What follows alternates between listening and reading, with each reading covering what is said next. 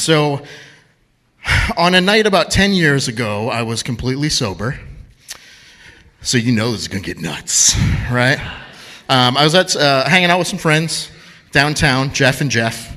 That's true. But one of them was very tall, and one of them was small. And that sounds made up, but it's not.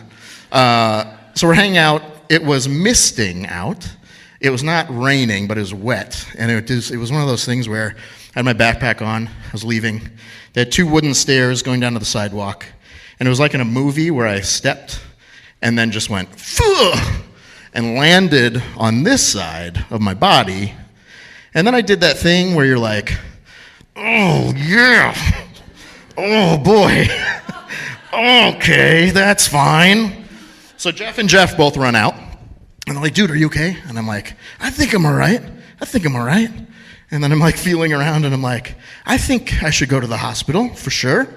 And the thing was, like, I didn't major like in anatomy or anything, but usually your elbow's like down here. And then my elbow was up here, which seemed different. And I felt like someone should look at it. So we went to the hospital over here at St. Mary's, and I signed in, to the emergency room, and I was like, I just want to be clear, I'm dying currently, just so we're all on the same page. So if you want to get me in, that'd be awesome. And then I start judging everyone in the waiting room, like, have you done that, where you're just looking at people and you're like, yeah, you shouldn't be here. Like, you don't even look sick. You're like the picture of health. Out. I'm next. All you, out. And I was in that mood, walking around. So they take me back, they do x-rays, they won't answer the question. I'm like, "Do you think it's broken?" And they're like, "Well, let's wait for the x-rays." I'm like, "Well, I'm for sure it is, but whatever." So then they gave me drugs, which was so great, you guys. It was great for me, but it was also great for small Jeff, who was there. He was in the waiting room, and apparently I called him about every 5 minutes and was like, "Hey, Jeff, so I'm still back here. It's going pretty well. I think it's broken. But I think I'll be all right." And he's like, "Yeah, I know. This is the 6th time you've called me and told me the exact same thing." I'm like, "Okay, all right. As long as you're cool, then we're good." So the doctor finally came in and he goes, "Well, you didn't just break your arm." And I was like, "Well, that's weird because that's what hurts a lot." And he goes, "No, you broke the hell out of your arm." And I was like, "That's weird. I don't think you're supposed to say that, first of all. But also, it seems like that's really bad, that I broke the hell out of it." And so he said, "Well, what we'll do is we'll send you home tonight, and then you can go see the orthopedic surgeon tomorrow and talk about your options." Which was another weird thing, because I thought the option was to fix it, right? Like, I couldn't figure out what the other options were. And then he gave me a sling and said, "You can just head home." And if you're thinking right now about a sling and how a sling works, slings work great when you have this part of your arm. When you only have this part, they don't really do a whole lot. So the nurse helped me figure that out. Then I went home. And then here's where you're going to be like, if you're in the medical profession or if you're like a human being, you're going to be like, this guy should be dead. And you're right. Because I'm a very logical person, and I was on a lot of medication, which is not a great combo. So it's like extended release morphine and oxycodone and like all of these major things, right? And I'm thinking, I have to take these at periods like 4 hours, 8 hours, 12 hours, whatever. And I'm like, okay, it's about almost midnight. I should just do them all at the same time. Yep, bye. Because then it's like easy to remember, right? Oh, this one is supposed to do it 4 hours. I took them at midnight, so I should be good, right? So it felt really great for a little while. I felt amazing. And then I used to call them dreams. Now I know they were hallucinations, but stuff started like coming off the wall at me. And I wasn't scared or freaked out. I was just upset and like started scolding them. Like, no. What are you doing? You get back on the wall. No. You're a picture. You hang on the wall. You don't come at me. Get on the wall. Like, that's kind of how I was. And then I all of a sudden felt like I had all of, footy pajamas that you wear when you're a kid, they zip up from the foot all the way up. So I felt like I had a bunch of those on. And I was really claustrophobic, and I was like, I got to get out of these things. So I started like ripping them off, and I would rip it and pull it off, and there'd be another one. I rip it and pull it off, and I keep going and going, and suddenly I start to kind of come to and realize I was ripping all the bandages off my arm. That's what I did. I was like, oh no, this is bad. But I was embarrassed, so I just went in the bathroom and tried to like put it back together. And like doing anything in a mirror is hard enough when you're not on a cocktail of drugs, right? But when you are, you're just like, this is impossible. But I feel like I'm doing great. And so in the morning, my wife took me to urgent care because I was dehydrated as all get out. And they thought, I think to this day when I went in, that they thought that I was that I had recently had my arm amputated and that it was infected. And so they all freaked out. And I had to be like, no, I'm just dumb. Sorry. I took a ton of medication all at once. Sorry. So we did that. And then one of my favorite follow-up visits, I went in and the lady was doing just the normal stuff, right? Checking your pulse and your whatever else they check. And she just said, can I ask what happened to your arm? And I'm still thinking when I broke it, right? And so I just say, oh, I fell down 2 steps. And she just goes, oh my God! It's like, are you serious? 2 steps? That's insane! And I'm like, whoa, like, everything's fine. Like, I'm okay. Like, you're seeing, And then finally I realized she thought that was why I had it amputated. So I was like, oh, no, I'm sorry. I was born like this, but then I also broke it. And she goes, oh my gosh, I'm so sorry, that's crazy. I was wondering, like, he must have been dragged behind a car or something. And I was like, dragged behind a car? Like, that's not even in my top 10 of, like, guessing what happened. Like train, shark attack. Like, there's a million things other than getting dragged behind a car that I would go with first. But it was great. We got through that. She felt terrible, but I thought it was hilarious.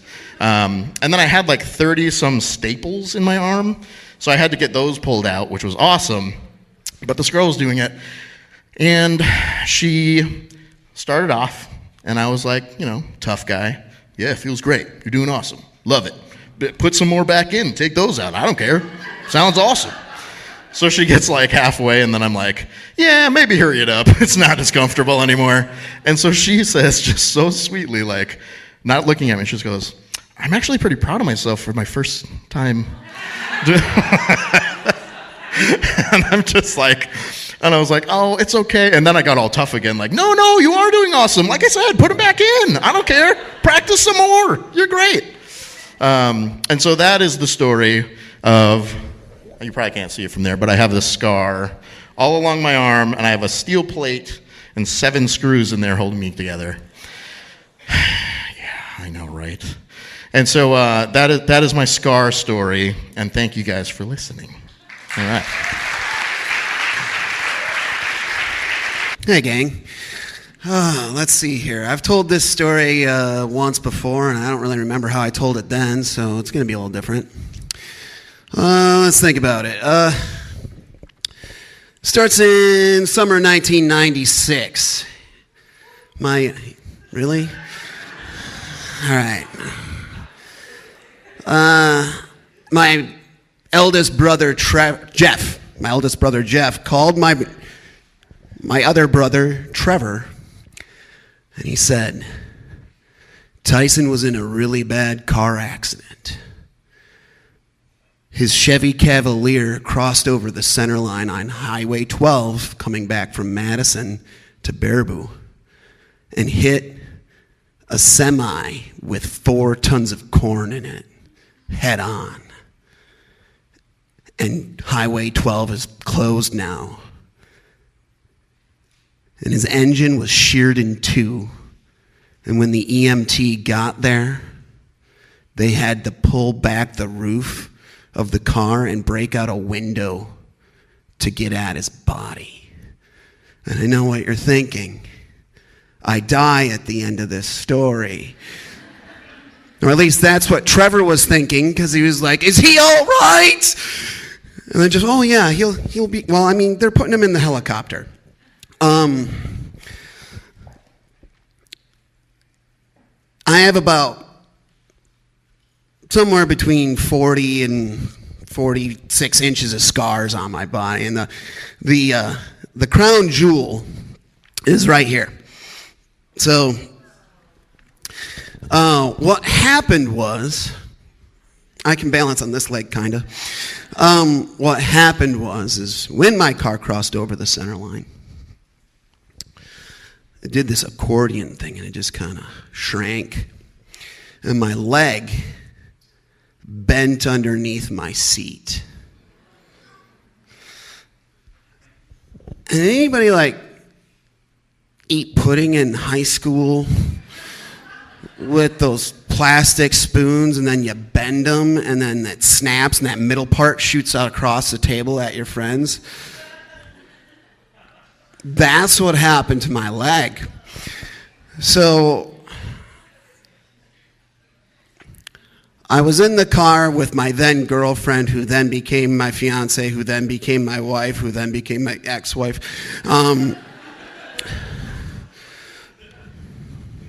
She's a great person, amazing co-parent. But we were in the car, and she took relatively minor injuries compared to me. But when the EMT got there and he was looking in the car, and he's looking, trying to figure out what's going on, because all they see is just me screaming. And he's like, I don't know what's wrong. So he did break out the back window and looked, and underneath the seat, there's 4 sprigs of bone coming out at him. And the only thing that's holding my leg together is my calf muscle. And there's that artery that's right there. And that one was fine. Had that not been fine, I probably wouldn't tell suicide jokes on stage. Anyways, I know I gotta get dark, I'm sorry. Anyways, so he looked at that and he's like, that's pretty bad. And then he looked around and he's like, we'll need that. So he picked up the piece of bone that was on the floorboard and he put that in his pocket. And then they ripped the roof off and they took the chair out, and then I got into the ambulance, and then they took me to the Sauk Prairie Hospital, and I was in a lot of pain. And at some point in time, my brain turned off because I also took a blow to my face, and I caved in a good chunk of my face, and my brain just turned off. It was just too much pain. So I kept on kind of fading in and out, and I'd wake up and be like, what happened? Like, you were in a car accident. Like, I feel terrible. Did I hit a truck? I'm like, yeah, you did. And then be like, was Amanda with me? They're like, yes. And then I'd cry. And then be like, is she okay? And then be like, yes. And then I'd get happy. And then I'd be like, will she marry me? And they're like, oh, that's so sweet. And then, settle down there, killer. And then I'd kind of pass out for a little while, and then 5 minutes would go by, and then I'd do it all over again. And I did that while they were putting me into the helicopter, and I'd never flown before, so that 5-minute cycle also included, can I look out the window because I've never flown before? They're like, no, settle down. So I went to University Hospital, bone grafts, skin grafts, muscle grafts, lots of surgery, 2 weeks, wheelchair, bone, like all sorts of stuff. But over the first couple days, I noticed that my mom, when she was there, I mean, she was obviously very concerned, but she was also, people would be quiet with me in the room. And I was on a clicker of morphine, which is fantastic. Because whenever you're feeling uncomfortable or painful, you just go, you're like, awesome. And everything just fades away. Physical pain, emotional pain, any pain whatsoever. It's the best part about it. It's not like it gets you high. It just obliterates anything that's bad. I think that's why people really like opiates. But my mom was very hesitant, and it was like a couple days, and then she was like, because I'd taken a blow to the head, and they didn't know what my memory was like, and she was like, I want to know if you remember some things.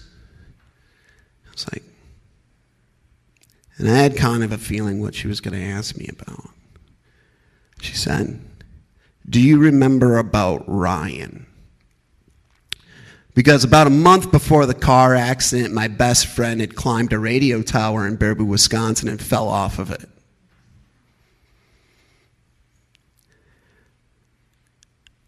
I was like, click.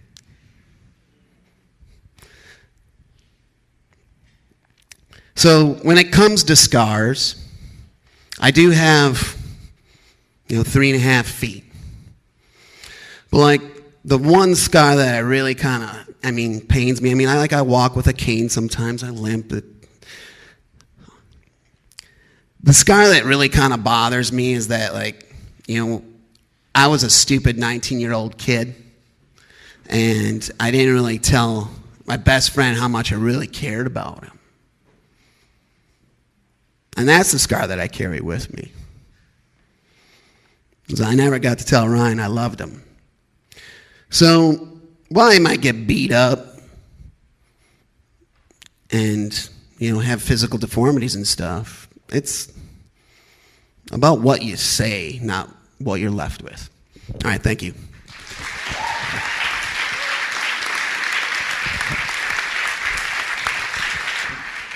Sorry about that. I thought I was going at the end of this set, so that's why I was out there doing my hermiting thing. So I feel like we should all take a collective breath because this is the heaviest story I have to tell. This is the second time I've been at the Slam, and I've told nothing but heavy stories, so let's all breathe real quick. Okay, thank you for that. So it's May 19th of 2012, and I wake up around noon on a Saturday. I work second shift, and I wake up to all these texts, missed phone calls. I have voicemails on my phone, people texting me saying, if you need anything, let me know. I'm here for you, whatever you need. I have no clue what's going on. I hop on social media.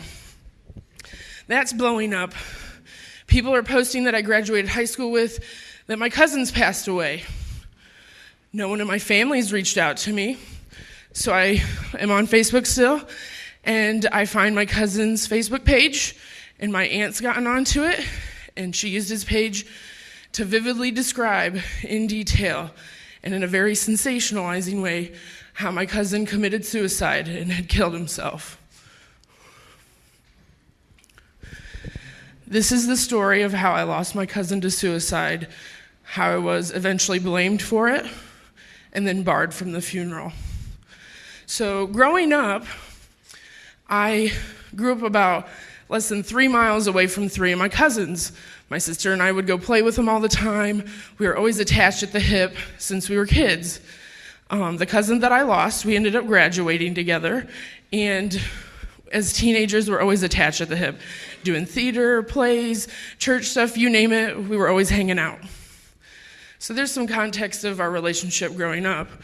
In 2011, I came out as queer, and we had a falling out around that time. Looking back, I can see why. There was an incident in the fall of 2011 when I came out to my grandmother. My cousin got involved, and I got home from coming out to my grandmother, and I have voicemails from my uncle telling me, if you harass your grandmother anymore and bully her, we're going to call the cops on you. So I had to cease contact, needless to say, with my cousin and my aunt and my uncle. It was the best for my safety. A couple weeks before he had passed, he had sent some texts to me that weren't too great, and I never responded to him. So I've always had that I've carried with me as well. I bring up coming out as queer because I'm still the only out queer person in my family, and I think that's partially why I got targeted. I can't prove it, but I'm pretty sure we lost my cousin to suicide because of homophobia and because he was being closeted. So of course, when it rains, it pours, and the day that he's supposed to have his viewing is the day after I'm supposed to have a tonsillectomy. And I had been living with an abscessed tonsil for about a year, so it really had to come out. So I go over to my grandmother's house to talk about the arrangements for my cousin, and then also about she was supposed to take me to the hospital for my surgery. And I'm sitting there in the room with her, and my aunt's not in the room, and she uses my grandmother to tell me, I'm to blame, and you're not allowed at the funeral. And I get up and do something that I normally don't do with my grandmother. I get up and yell at her and cuss her out, and I storm out of her house. And as I storm out of her house, I'll never forget these words. I still love my grandmother. I gotta put that out there. I still love my grandmother, but I'll never forget these words. Now, don't go starting trouble. And I remember turning back around and I said, Grandma, I'm not the one stirring up trouble. And I left. I was so upset. I went home. I cried. I called my grandma. I said, I don't want you taking me to the hospital. She got so upset, she went and talked to my aunt and begged for me to get some time at the viewing. The best that she could do was 20 minutes with my dead cousin in a casket before the viewing started. Now, my cousin and I graduated together, and I lived in rural Indiana, so everyone in my hometown was going to be at that viewing, and I wasn't allowed to be there. There were some family members that really tried to fight for me to get the opportunity to be there, but to no avail, it didn't happen. I don't know if any of you have had laryngitis before or lost your voice, but there's been a couple of times I've had really bad laryngitis, and this time I had surgery on my tonsils, so I couldn't just go around talking much or screaming. I'm a very talkative person, for those that know me in the audience. So when I'm not able to talk or communicate or voice who I am, I feel very powerless, and I'll never forget how powerless I felt in that moment and how voiceless I felt. I just wanted to go into a room and scream into a pillow, and I couldn't even do that.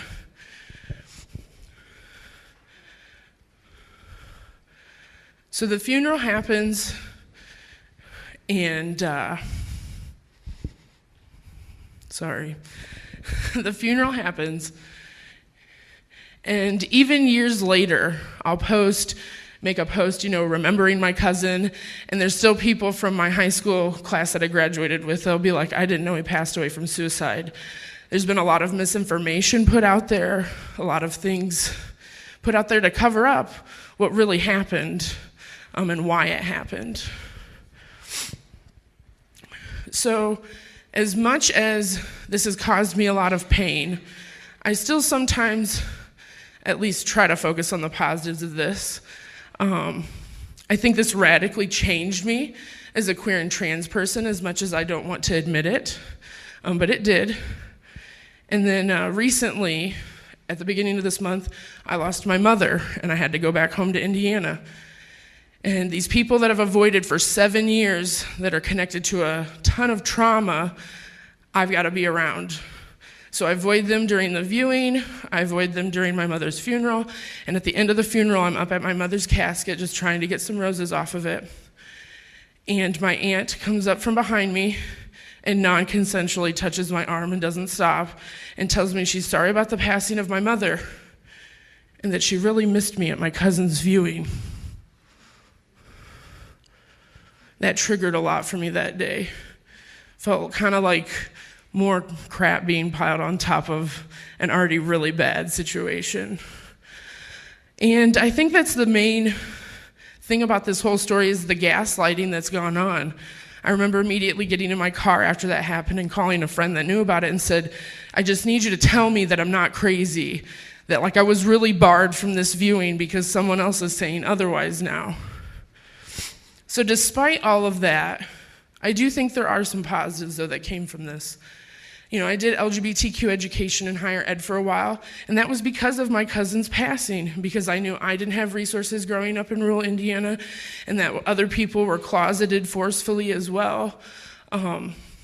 It's also shown me how I'm resilient. As much as I love or hate it, I'm very resilient as a queer and trans person because of this happening. Now, after my cousin's passing, I don't know what your religious beliefs are. I'm personally agnostic. I can't prove it. I can't deny it. I can't provide evidence. I had some paranormal experiences. I can't for sure say it whether or not it was him. I'm not even going to go into those, though. I'm going to tell you about the dream that I had about a month after he passed. We were backstage in our high school auditorium for like a theater for a play, and we were just talking about something backstage in this dream, and I'll never forget what he said. He said, "It's so nice up here." And so wherever he's at, I hope he's in peace. Thank you.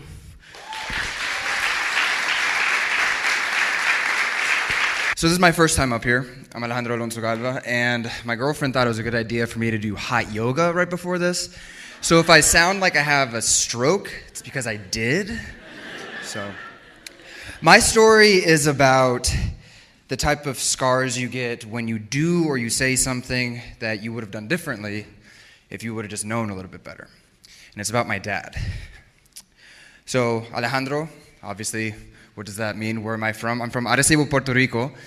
I was born there to a Cuban refugee, my dad, who fled from Fidel Castro's Cuba, and to a small-town farm girl, my mom, from Costa Rica, and we were dead broke.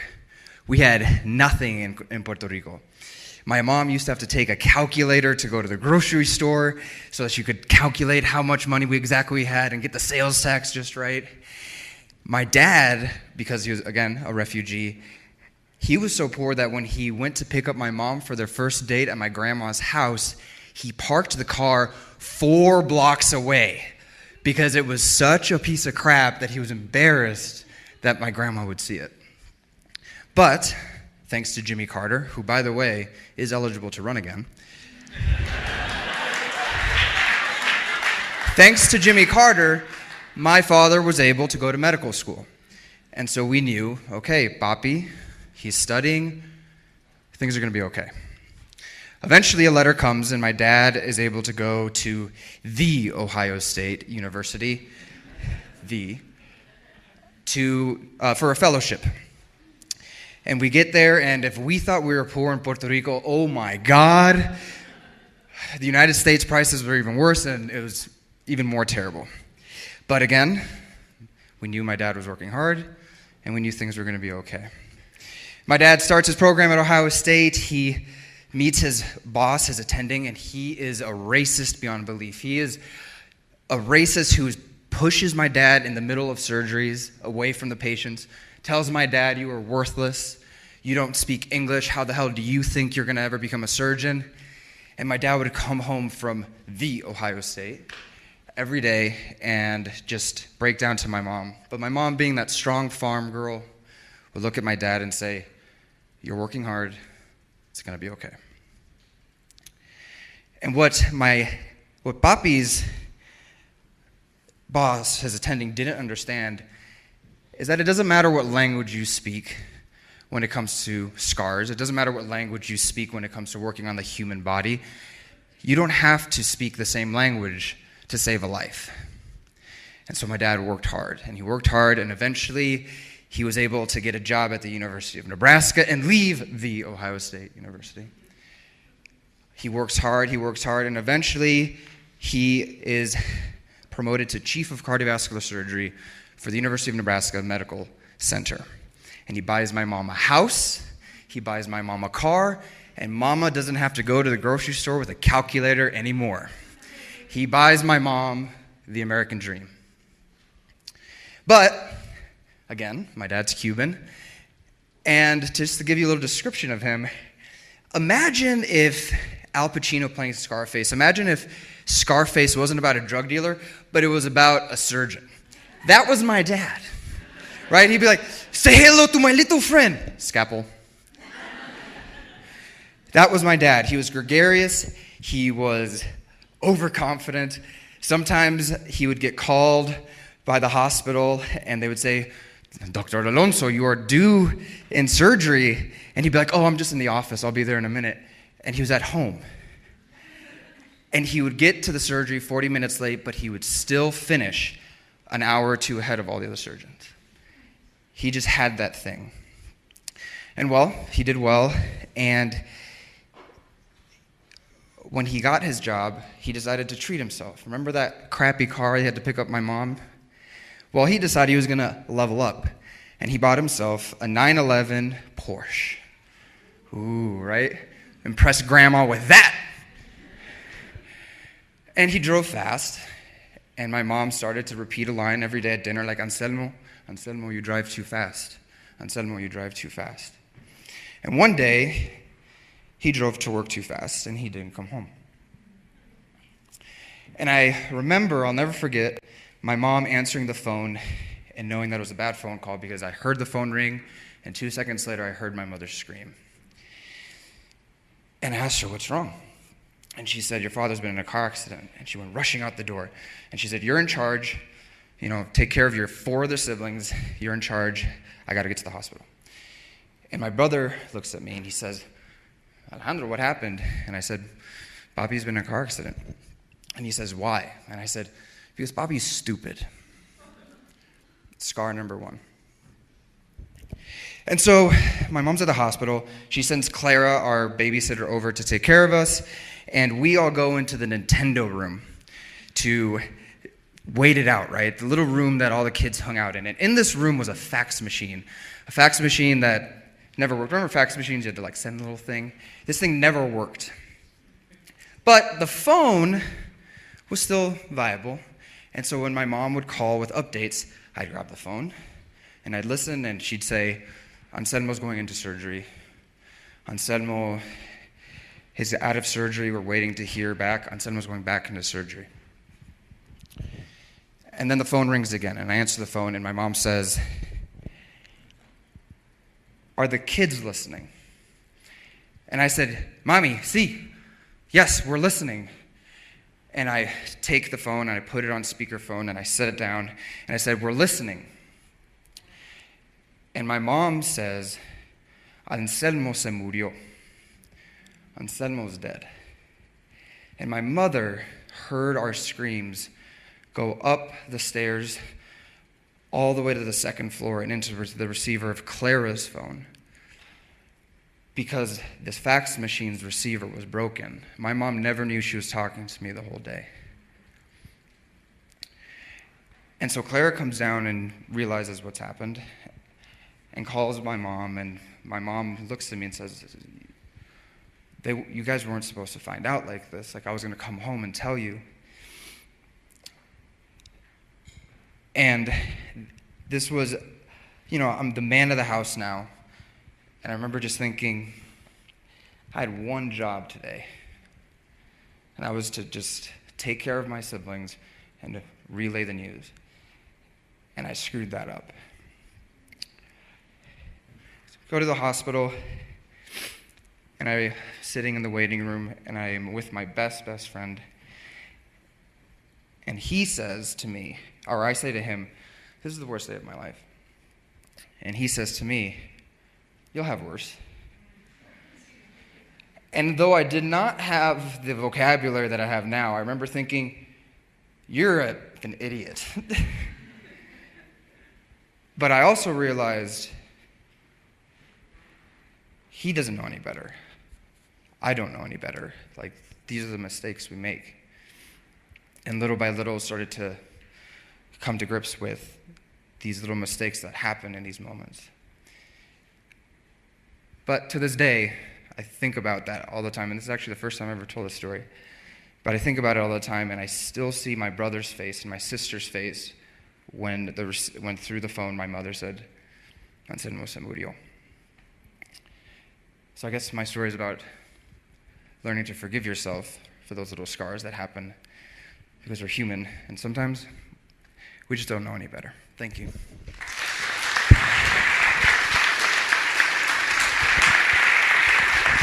What's up, everybody? I've got 3 stories to tell, all about one different scar about an inch away from my right eye. 3 different incidents. First one happened, I was about 7 or 8 years old. I'm in my aunt's apartment.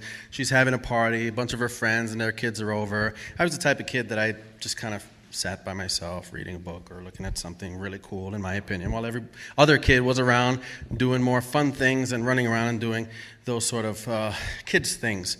But I was sitting in my cousin's room, 2 girl cousins, and they both had really fancy, bougie canopy beds. And so I was sitting on one of them, just doing whatever I was doing. And so some kids are running around playing tag, and one kid who's trying to evade the person trying to tag him comes around to the bed and tries to whip that corner really fast and hard. So he grabs the pole, whips it really fast, pops the pole right out. The pole that's right next to me sitting on the bed, pole is gone, the kid's on the floor. I look up, canopy is crashing down on top of me. Right smack in the middle of my face, right on my nose. So I can't tell. All I know is that it hurts. And then everybody's screaming and they're looking at me. It's like, oh my goodness, he's bleeding from his eyes. I'm like, and I run over to the mirror. I'm like, I see what looks like the equivalent to a flux capacitor where the circuits are blood. So it starts at the corner of my eyes, right down to the bridge, down my face, down my lips. And I'm like, where's my mommy? Like, I'm just screaming because I got blood on my face. And I think I'm bleeding from my eyes because that's what it looked like. So they run, they get my mom. My mom comes in. She's like, okay, chill out, sit down. She sits down. She looks at it. We go to the bathroom and wipe it all off. And it's clearly just one point of impact right in the center of my nose here. And so, like, my mom's like cool as shit. So she comes along. She's like, okay, what do we got for this? Just medical tape, that's it? We don't have any Band-Aids or anything else? I got this, give me that. She's like a Puerto Rican MacGyver. She like constructs butterfly stitches out of just the medical tape on my face. She's like, you're fine. Okay. And so school pictures that year really sucked because I just had this big thing on my face there. But to this day, and you can't see it if you just look right at me, but if you get really close and I make this face at you, I know I'm being weird, it's because of how I am, but you can really see that scar on the right smack in the middle of my nose. Fast forward a few years, I'm about 16, and I'm at home at our apartment, me, my mother, my sisters, and I'm playing with a basketball in the house. We all know the number one rule, no playing with balls in the house. My mom is sitting, playing Dr. Mario or Legend of Zelda, whatever my mom was into at that time. And I'm behind her, and I'm working on my form, my shooting form with the basketball. It's all about the follow through. You got to get that flick of the wrist going on. So I'm just like ball up in the air. And for the most part, I'm on target. It comes right back down to me. But every now and then, the ball gets away from me. And I hear my mother, Daniel, and that's how I know when I'm in trouble, when she says my name with a Spanish accent. Daniel, no playing balls in the house. All right, I'm not playing. I'm just throwing it up in the air. So I grab it. She goes back to playing her game. I start doing some more. And like I said, every now and then it gets away from me. This time it got away from me. I was right behind my mother doing it. And no, I know what you're all thinking. It landed and hit my mother. But no, it didn't. Instead, it went up, went behind me, and I turned around just to kind of catch it as, pause. Earlier that day, my mother was sitting at the coffee table here doing the bills. With the bills was a letter opener made of steel, also hanging that far off the edge of the table. Guess where the ball landed? Boom. Caught me like a ninja star right to my eyebrow. It did not stick, but it hit me hard enough, bounced down, and woke me the fuck up. I couldn't say anything to my mother because I'd really be in trouble. So I just, and as I'm walking past her, the ball then, dum, dum, dum. Daniel, ¿qué yo te dije? Like, what did I tell you? No playing balls in the house. So I run to the bathroom, and I'm like, oh, shit. Like, my eyebrow, like, swelled up. And, like, it was a vertical scar. So it was kind of like, through the hair. It was just, like, talking at me sideways.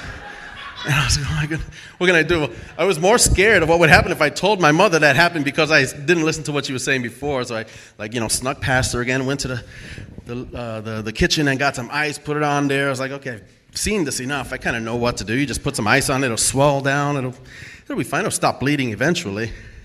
It did stop bleeding eventually. This scar is more visible than the other scars, but I did remember that I had to listen to what my mother tells me because Mom knows best for sure. The last scar, I was out of Mom's house. This time I was living with my girlfriend. I was about 22. And she and I like to play games. I mean, clearly it runs in the family. And so we're in the living room, and we're sitting down, and we're playing Mario 64. Actually, Mario Kart 64. And we're in front of the TV. She's here next to me. I'm here. And I was one of those, I am one of those pain-in-the-ass Mario Kart players that is in first place and waits a little before the finish line so I can catch the next person before I go across the line. And I was one of those pains in the asses. And so I beat her at the game, and like we're there, we got our soda here. Like a Reese's peanut butter cups for the victor. And so I beat her, and I'm like, yeah, in your face. It's mine. And I look for the chocolate, and it's not there. And I look over my shoulder, and there's her little pain-in-the-ass dog, Pekingese. Her name was Daisy. She was a little shit. She took the chocolate and went over under the table, thought she was hiding, just like, my precious, eating it in the corner. And I'm like, aside from the fact that I know it's bad to let dogs eat chocolate, that's my chocolate. Give me that chocolate. So I turn, drop the control, I turn, and I'm crawling after this little piece of army crawl under the table in the dining room, and she's there. As I get closer, she tries to run away, and I said, give me that. And I reach out, I grab it from her under the table, and I'm like, give me that, stupid fucking dog. The corner of the table was right there. Caught me in my eyebrow. About 1/8 of an inch away from a basketball incident. So this time I do go to the hospital, and they pretty much do everything that my mom did before, what I did before. They got the swelling down, they got the real stitches in there. And so, it was all covered up. And so I called my mother after that. And I said, Ma, yeah, she wanted to know what happened, why I went to the hospital. I said, the dog took my chocolate, and I had to get my chocolate back. And so she said, well, you should have let him have the chocolate. Maybe he would have learned his lesson, and stop bothering you. That's what you get for being a grown man fighting with a little dog over some chocolate. So, with all these 3 stories, it's always a reminder when I think back to them. And there are 2 things that always come to mind. 1, it's all fun and games until someone gets hurt. 2, Mother really does know best. Thank you.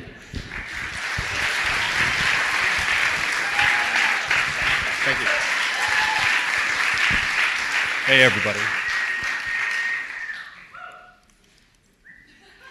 This story takes place about 17 years ago in Green Bay. I'm a teenager at the time. And I'm in my late teens, and one of the wonderful things is Green Bay is such a boring town, and when you turn 18, there are so many freedoms afforded to you. You can buy lottery tickets.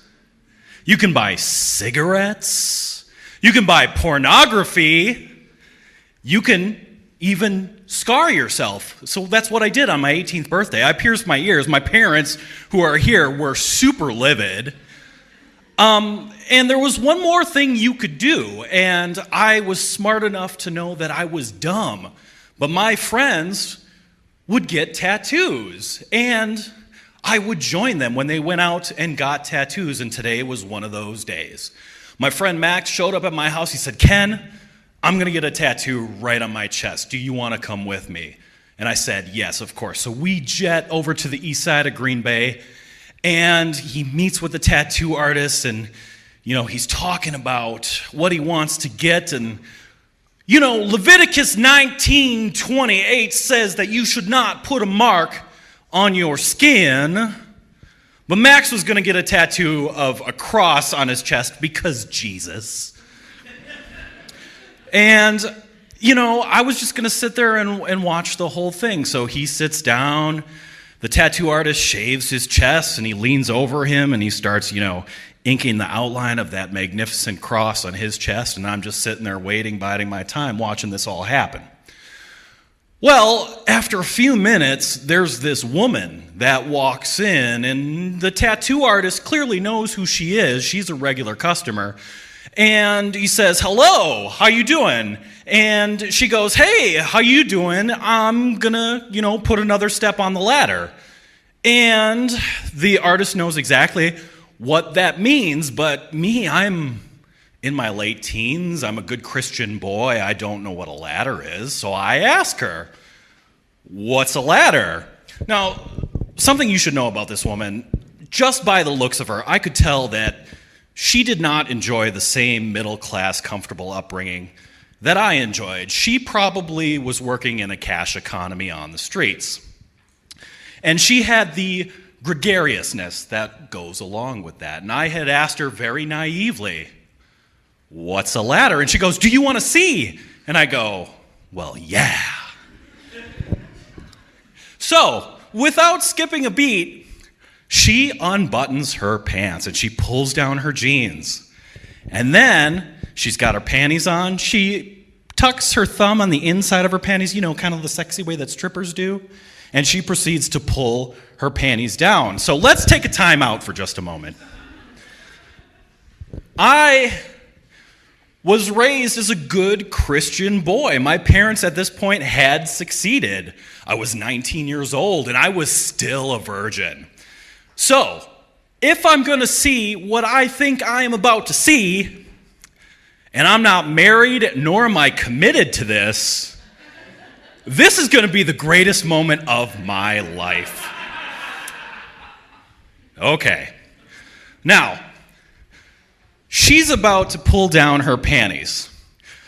My experience up to that point, I was 19 years old. I was familiar with the scientific literature that was available, published by Hugh Hefner. Hugh Hefner presented an idealized version of what that should, quote unquote, look like. Some of you may be also familiar with another scientist in this field, Larry Flint. His data was a little more raw. Thank you. That research did not prepare me at all for what I was about to see. So let's snap back to reality here. This woman, she's about to show me the ladder. She pulls down her panties, and it's there. I see it. And I didn't know what my reaction was going to be. But the reaction I had was definitely not the reaction I anticipated. I basically pulled a Mr. Spock, and I looked at it, and I went, fascinating. I'm not kidding. I actually did say that. But in the back of my head, this had blown my mind. If you looked inside my skull, I had like little bits of brain in the back of my skull, and there were just enough of them still together to form a thought. And that thought in my internal monologue was, what is that? I've never seen one of those. What is that, other Ken? I don't know. So, let me paint a picture for you of what I was looking at. Now, before I do that, let's all just agree as a progressive town that women are beautiful in all shapes, colors, sizes, whatever, etc., etc. Yes, can we agree on that? Thank you. Okay.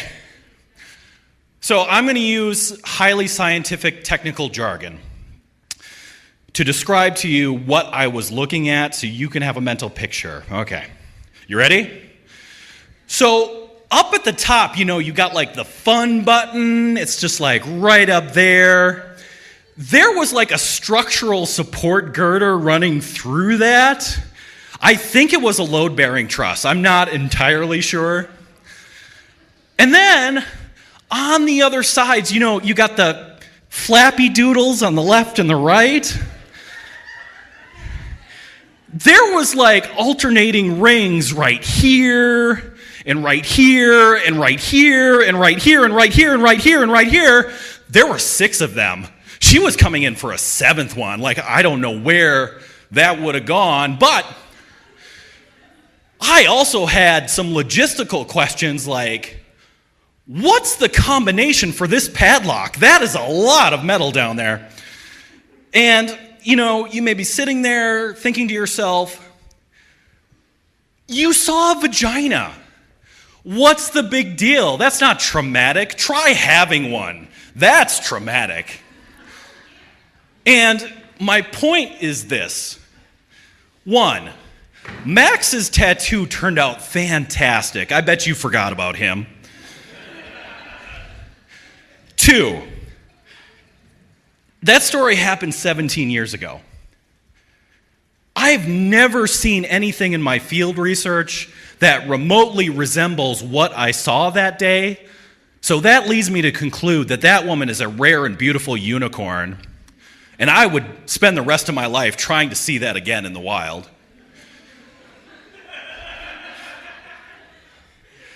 And my third and final point is, if you know someone who has similar accoutrements, like they're your friend, or maybe they're here tonight, I'm single.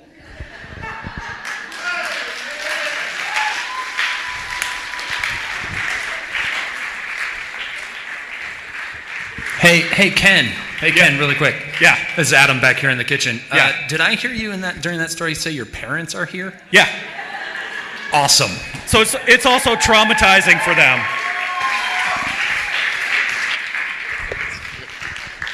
Nice.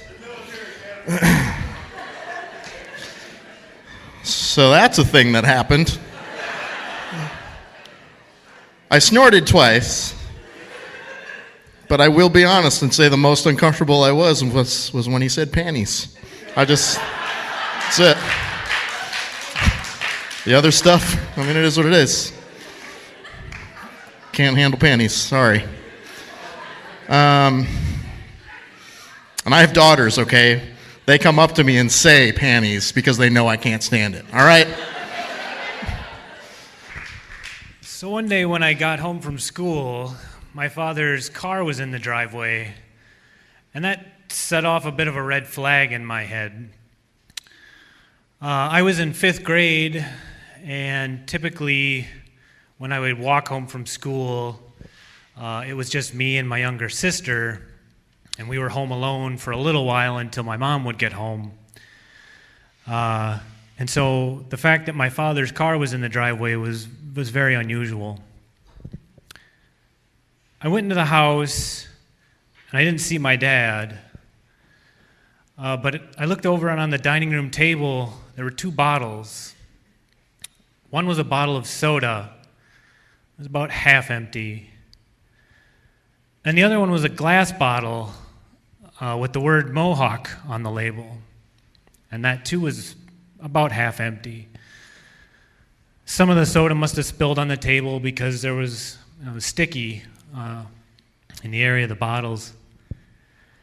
Now, up until this point in my life, I had not had a lot of exposure to alcohol. My dad was not a beer after work kind of guy. There were no drinks at dinner.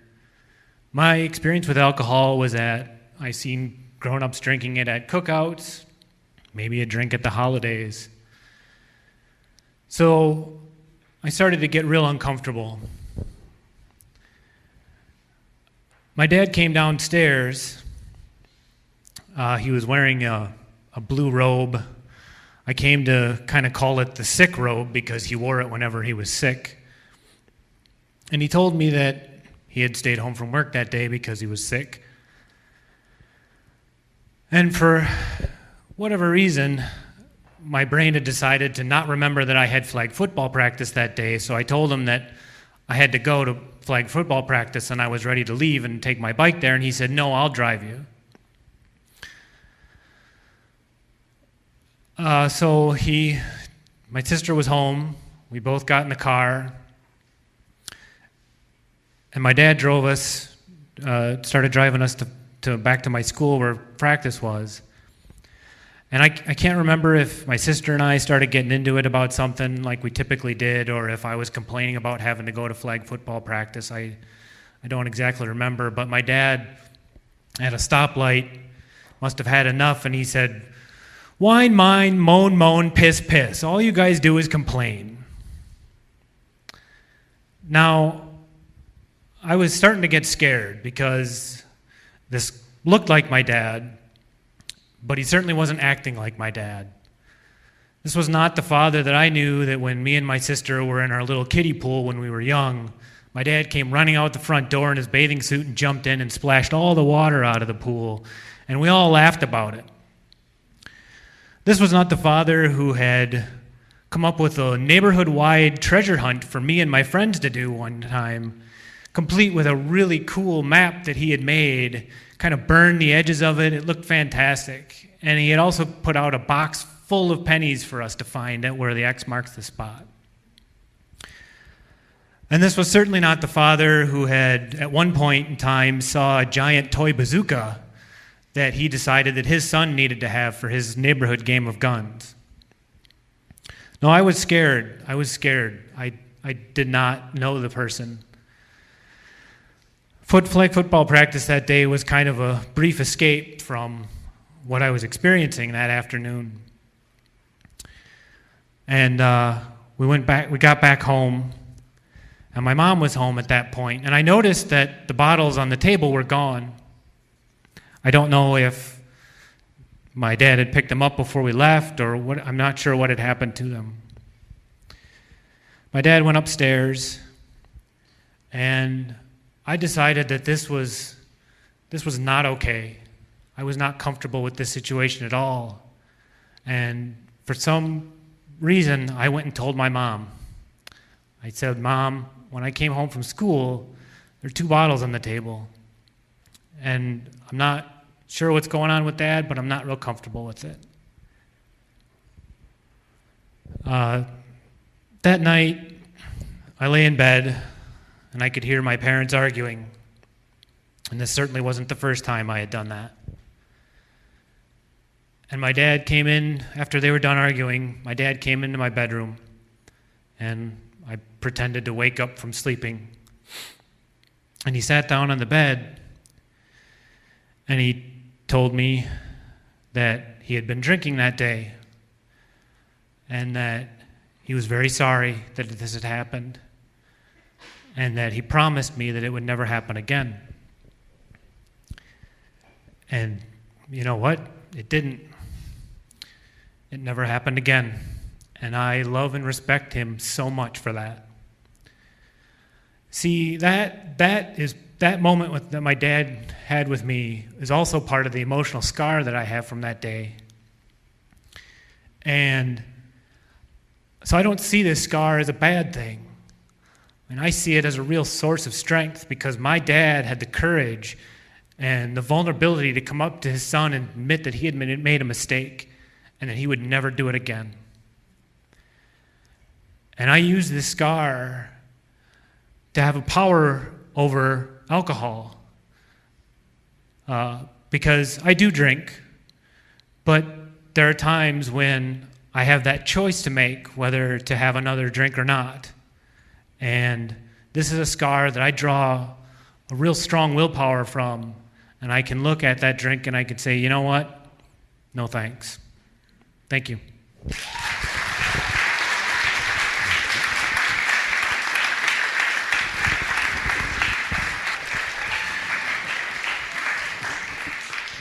It's really bright in here.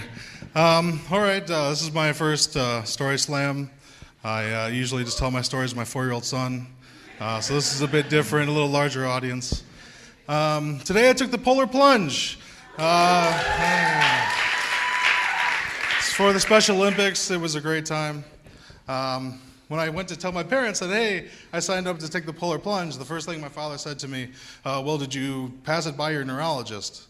Now that's a funny thing to ask until you know that I'm actually epileptic. So it's a valid question. Should I be jumping into freezing water? what could happen, right? But this is kind of how my life is with my parents, right? So everything that I do in my life is kind of driven towards, well, what happened, your limitations and so forth. Because when I was told that I was epileptic, the first thing the doctor would say to me is, well, you can't swim alone, you got to take all these medications, you will never be able to ride a motorcycle or jump out of a plane. Now, those last two I really don't care to, so they were already knocked off my bucket list. But my whole life was always kind of set upon limitations, saying you could never do these certain things, and my parents ingrained that through me as my life as well. So I guess my story is kind of about that. Now, I was epileptic as a kid, all the way through middle school, and then, took my medications, all was great, never had a seizure since they put it on me. And then I get to high school, and unfortunately, the medication made me gain weight, did a lot of funny things to me. And so when I was in high school, it's a little different scene with kids. So I just stopped taking my medication. Now, some people take a habit of taking drugs, while I made it a habit of not taking my drugs, just so that, image thing it kind of took over. So which also causes a problem of habitual seizures. So in my stupid years from high school into college, I had several seizures. I really didn't care, because to me, I'd go out, I'd wake up in a hospital, and all was over. I'm not thinking of the ramifications, right? Because I'm stupid, I never thought about the big picture. So anyway, life continues on, and awkward things happen with seizures. Talking about falling on tile. One day I felt like I was going to have a seizure at work, and so I'm like, well, a genius idea would be to go to the bathroom right now, so that if, maybe I have a seizure, I'd be in the bathroom. Which happened, so I went to the bathroom. It's like, I'll just calm down. And I go to the bathroom, and that's the last thing I remember. Next thing I remember, I was in an ambulance, again, taken for a ride to the hospital, where the ambulance, they told me, oh yeah, somebody came into the bathroom, and there you were laying on the floor. For the rest of the time I worked there, it was incredibly uncomfortable between me and that gentleman, thinking with that image all the time. So later on in life, I get married to a wonderful woman, and she puts me right back on the path of, you need to start taking your medication and stop being an idiot. And then we had a son, and then it became real. So now, I really have to take care of myself, not only for myself and for, me and my wife, but now for a son, because I can't be having a seizure when I'm trying to be taking care of my son, maybe alone. Which also poses an interesting problem as he gets older and now is able to talk. So as I'm, trying to stay non-seizure, how does my son call out? A lot of things, everybody's got a cell phone probably in here. I don't know how many people have landlines. But this is something now we think about. So my epilepsy still is in my life. So I'm trying to think of, okay, now I have to get a landline. Now I have to teach him how to use the 911. He doesn't know that Daddy is epileptic. He doesn't understand. He's been at the hospital when I've been there. So when we teach him, he doesn't quite understand, but we kind of focus on, if Daddy does this, this is what you should say. So all of my life, this has kind of followed me around, but I've figured out how to adapt and how to make people ready for things. And I didn't do that so much in my earlier career working. I didn't tell anybody, because I just didn't want it to happen, didn't want people to know. But after banging my head on the ground and being, basically felt my brain was vibrating for 2 days, that maybe I should start telling people, so that instead of running and hiding in a bathroom thinking it'll go away, I actually can find some help. So lead into my, now every time now my recent job, I had to go around and tell certain people, just so that I would know if something were to happen. Now that's incredibly uncomfortable. You walk into a job, all you gotta think about is, this is great, I got a new job, all these new people, and then you go about your day. You gotta kind of go around and explain my situation, explain kind of giving out a plan, just incredibly uncomfortable. But I found that in doing that, I've had a great amount of support. I have a great friend that anytime I've had a problem, I can always give him a telephone call, and I know that he could take care of me once I start losing things, because having a seizure is really odd. You think you're all right, starting to sweat like I am now, still all my undergarments from when I was in the plunge. And then you start losing things. You can't remember what you did earlier, and it's really confusing because it's happening so fast. And in your brain, you know what's going on, but it's just incredible how much you just lose. And so I always go through a pattern of everything they ask you when you come to, anywhere to verify your person. What's your name, what's your birth date, what's your telephone number, and I go through these in my head over and over and over and over and over and over. And I got to the point where either I come back and all that stuff just reappears, or I know when that starts to disappear, those few things disappear, then I'm going to wake up in a hospital. So now, coming out of being completely stupid, all the scars mentally, physically in my mouth, biting, I come out of it in the end that now I got to take care of myself because I see a bigger picture instead of just whatever, it's just me. I can just wake up and we'll just start a new day.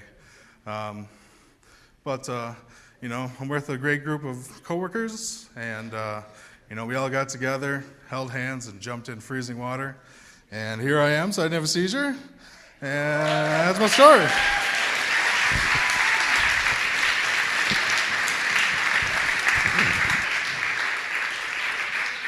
So this Jimmy Carter thing is intriguing to me. How many people here remember the green lawn signs from 1976? Okay. Feeling a little old right now, yeah. Awesome, yeah, it was a good year, 76. Anyway, my mom voted for Gerald Ford, and my dad voted for Jimmy Carter. Not that having a politically split family scarred me in any way, or did it? But anyway, we'll skip that one and go to, I knew this girl, and we had a unique relationship, that soulmate thing, the soulmate being the one who challenges you. Let's just call it a challenging relationship that was moving along until one day in 2005, she lied to me. It was in October, not that the day matters, but it was the 12th.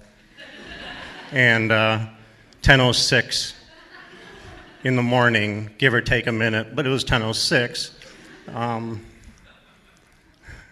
We'll come back to that one.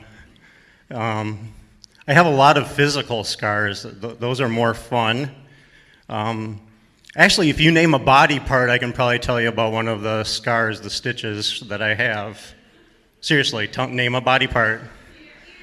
Ear, yes, I do. I have one of those. It was a screen door. It was when I was about 6 years old, and my brother comes running out of the farmhouse that we lived in. And funny thing, most of my scars, my brother's involved in some way. And yeah, surprising.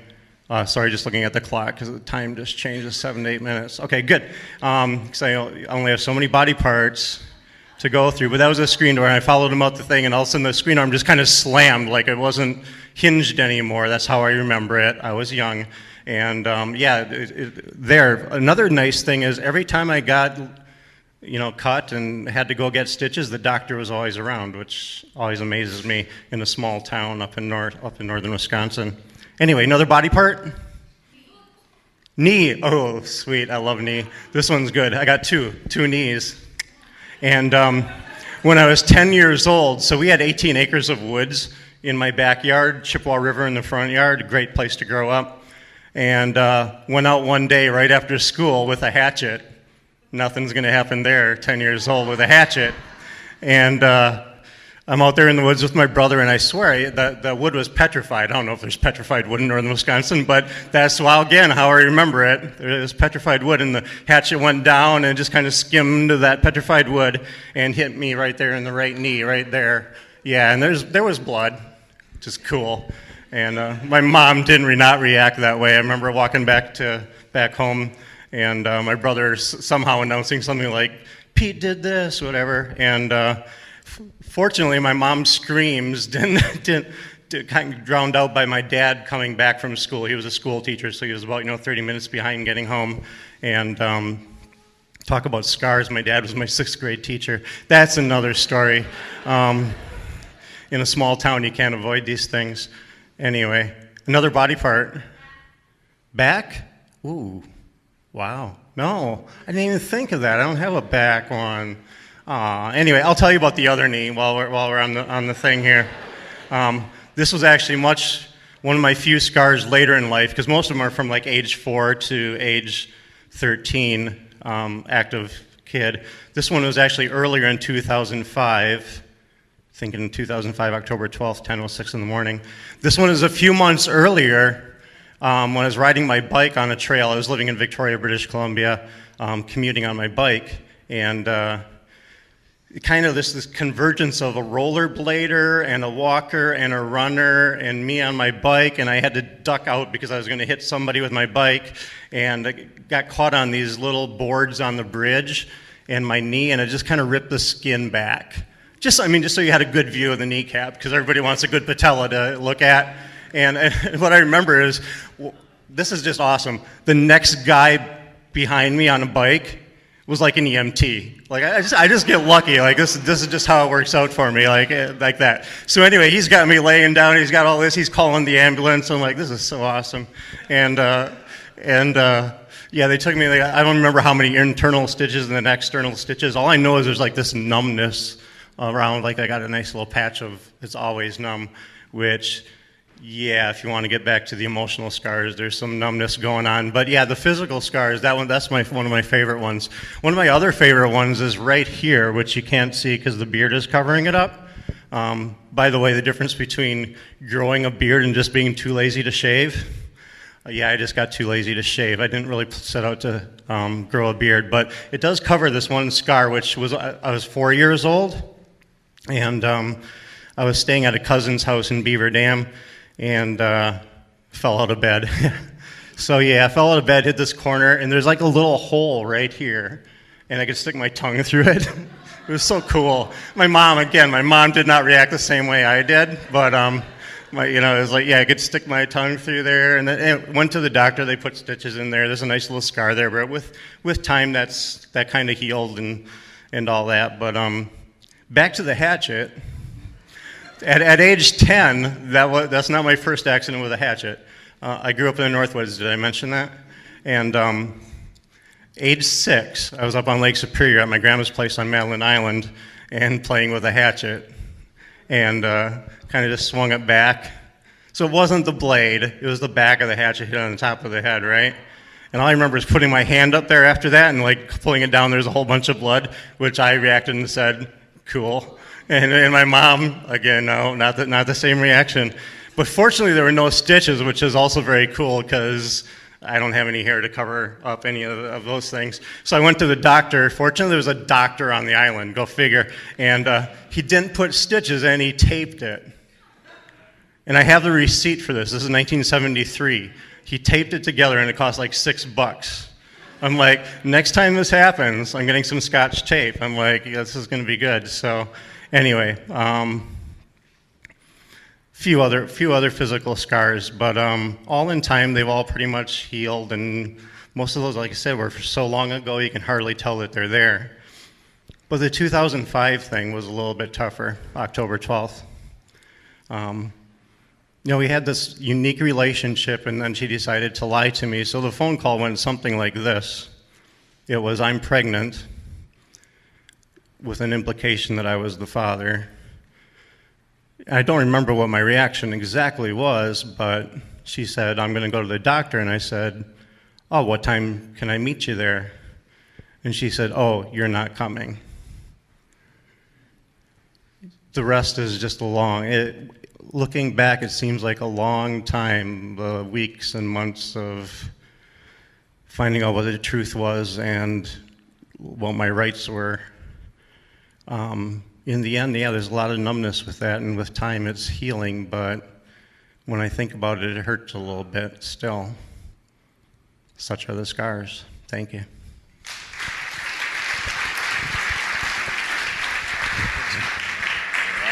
Thank you. Right, cut it out. We're under pressure of time over here, so let's do this real quick. The thing about it, if I do stuff real fast, then you're not going to understand what I say. And you'll be cracking up and laughing, and it's all very serious. This is about scars. Hello? We don't expect to laugh about that. Scars. Somebody said that we are born with rights. Yeah. But we're also born with obligations. See, that's where the scars come from. Because hell, my father beat me, but yeah, I remember he beating me. My dog will love me to death. So much that when my father went to beat me one time, my dog ran on him and beat him. So of course you do what every father does, gets rid of the dog. He's not gonna let me get onto the kid. Forget the dog. Boom. Now I get you, kid.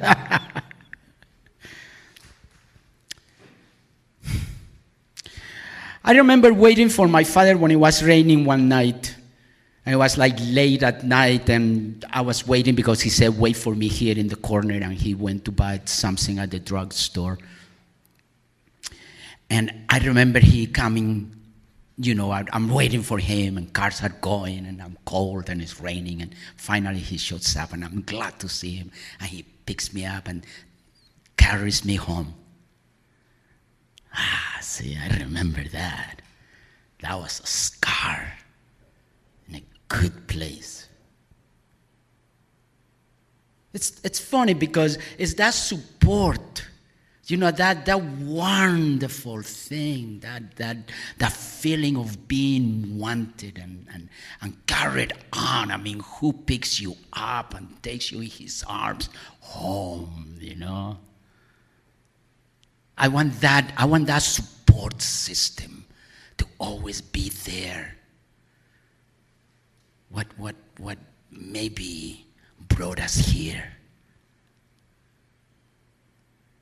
Because that's where the scar is. We get up in the morning and little things bother us. You don't find the key. The lunch that your wife made you, baloney. Don't know why. But when you get mad at it, it's like, run into traffic and everything is bad, and fuck this, and fuck him, and fuck you, and fuck my life. Fuck everything. You don't even know who to fuck, what not to fuck. It's like, what the heck? What the heck? Go to a bar to have a good time, and some guy begins to bother you because you're a little guy. Oh, look at the little guy. Let's play bowling with you. Throw you across the counter. Or they treat you for some reason. They call you names, or they don't put attention to you because you're not up to the part. You're not up to par, so. And you wonder, well, why? What the heck? Because, wow, it's everywhere, And I think it's just because we think it's about us. It's about me. It's my keys. Yeah, he's cutting me off. Oh, yeah, well, screw him. How about your life? Fuck me. Oh, fuck my life. It's like, what the heck? Why? Because if that's the attitude, doesn't matter what people do to you or not do to you, you're always going to go, yeah. It's that support system, you see. And we know that we keep hurting it all the time. We know that shootings go on everywhere, that people want to fight and have wars, and we know this. And we get up in the morning with that, and we go to work with that. And the fact that half the population of the world is the underdog, because we can do anything to them, because we can treat them the way we want to, because we can buy them, because they get to be sold. What a freaking weird concept. Slavery? Oh, yeah, we got no slavery. Really? And we don't even know that we're helping it because we don't think about what we do. We just like fart that and this and get it and he did, and it's not about you. It's about everything. It's about everything. It's how we treat the table. It's how we stomp on the floor. It's how we smash the ant. It's how we get afraid of the spiders and then we poison them.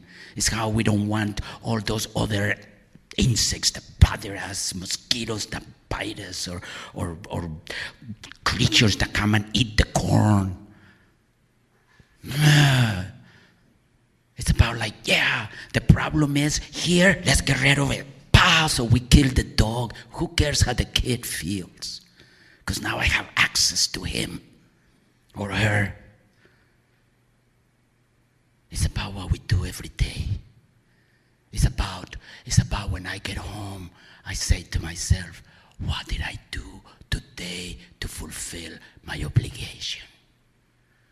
And then I go to sleep. Thank you very much. My name is Frandu.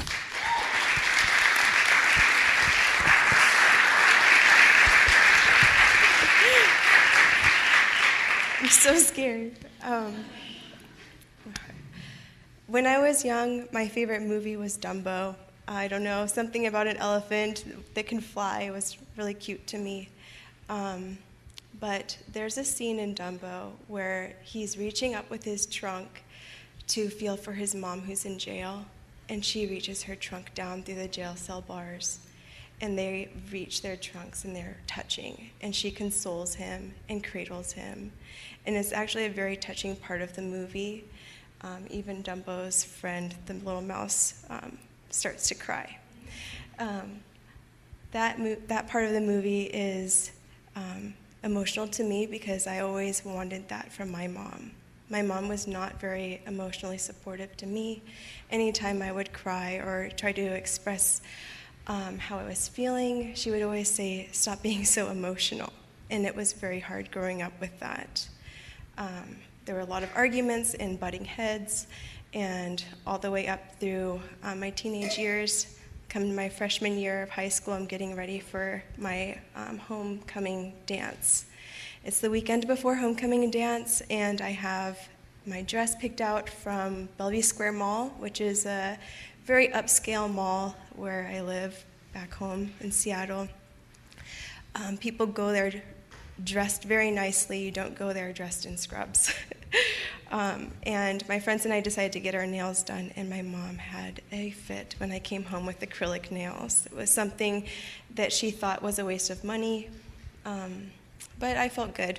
That night, I went to bed feeling really happy that I have my dress set for the weekend coming up ahead, and that morning I wake up and I have a dull, achy pain in my back.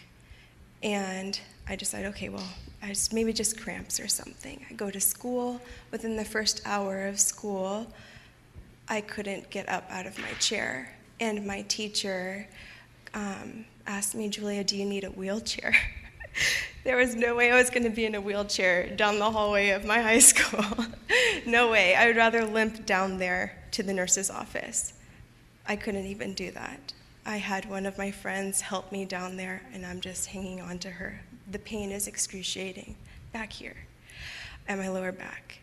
And we get down to the nurse's office, and she examines me and says, "Well, sounds like you're constipated. Why don't you just sit on the toilet and try to squeeze it out?" Okay. So she's a nurse. She tells me that this has happened to her before. I sit on the toilet and try to push something out. And the pain is excruciating. I am screaming my lungs out. And she calls my mom, who I have issues with. And my mom comes to pick me up and tells me she's going to take me home. And I'm telling her, "No, I need to go to the hospital. I'm in a lot of pain." I make my way up the stairs somehow into my bed, and I'm just screaming. I'm in so much pain. And my mom decides to wait for my dad to come home, who works 2 hours away. So I have to wait an extra 2 hours for him to come home before they decide that they're going to take me to the emergency room. We get to the emergency room, and they fill me up with morphine. I am still in pain. I am still screaming. And they do the ultrasound. They can't see anything. They think it's something up here. The pain's here on my back. I don't know what they're thinking. But they decide that they're going to cut me open because they can't see anything.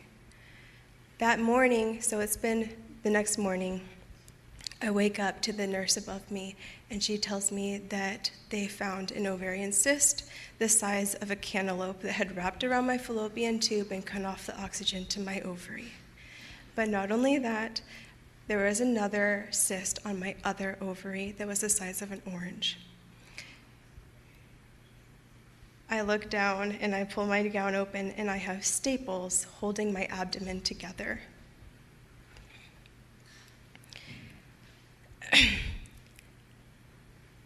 On top of this, she tells me that I might have cancer, that they're going to test one of my cysts for cancer. And on top of that, I may never have children, which is very sad for me. I've always wanted to be a mother, and learning this at a very young age was heartbreaking. And on top of that, she told me that this might happen again later in my life, that a cyst will grow on my ovary, the one that's okay. So I spent 5 days in the hospital. On the day that I come home is the day I should be at homecoming, and I feel like crap. I feel like I'm Frankenstein. I feel so ugly, and I feel like my life has ended already. I've always wanted to have children. This was very heartbreaking for me. And my mom is not very comforting at all. As we're driving home from the hospital, she puts the blinker on way before our exit at home, and she tells me we're going to Bell Square, where I got my homecoming dress, to cut my hair because my hair is matted. And I'm crying. Please don't take me there. Please don't, Mom. I just do not want to go to that mall. Everybody's going to look at me. Julia, your hair is a mess. You need to have it cut. We cut my hair, and it's much shorter than I ever wanted it to be because they can't get the knots out.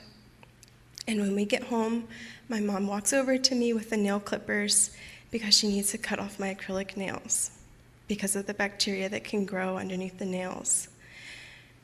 I feel like shit, and I hate my mom. I feel like she is trying to hurt me so much. And, sorry. For 2 months, I'm waiting for my body to heal. I'm trying to get stronger so I can go back to school. Everybody's wondering where I am.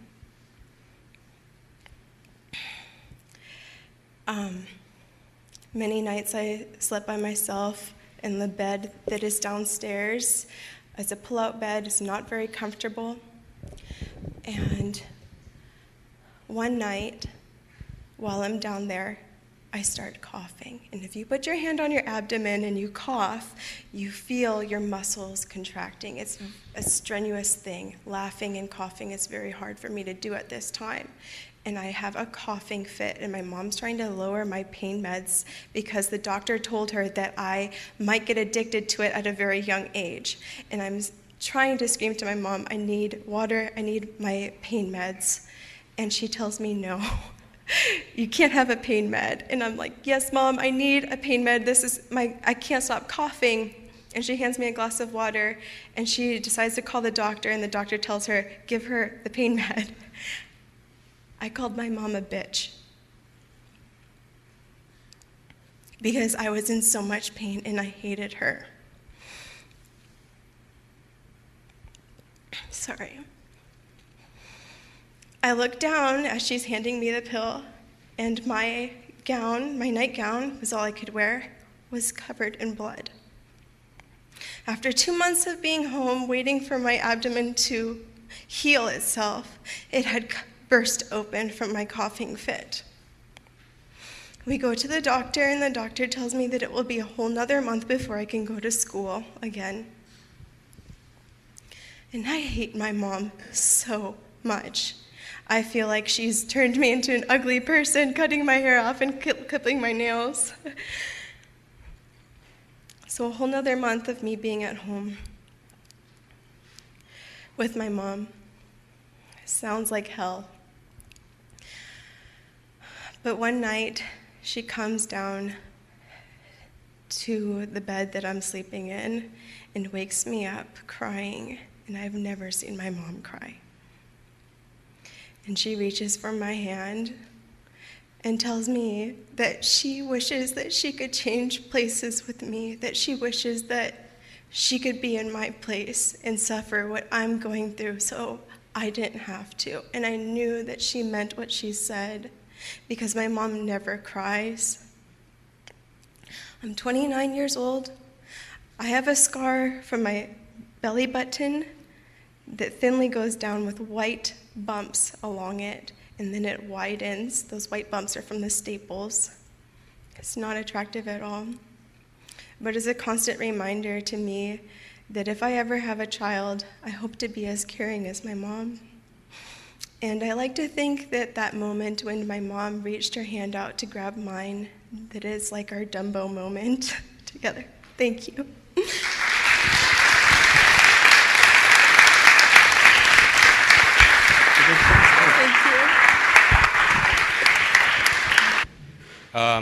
It's my first time here.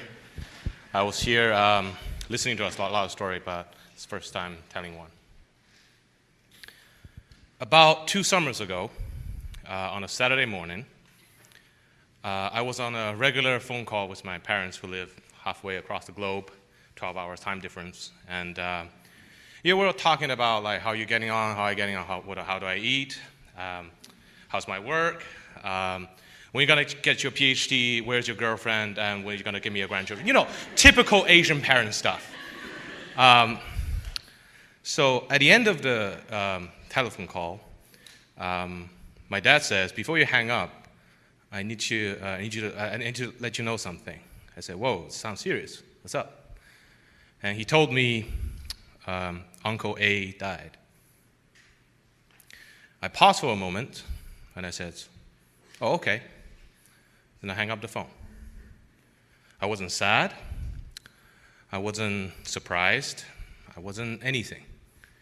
Because Uncle A is a family friend who I haven't seen in about 15 years. And, but then I started to reminisce a little bit about what is going on and who he was and who he was to me. And I realized, like, all of my childhood story cannot be separated from Uncle A.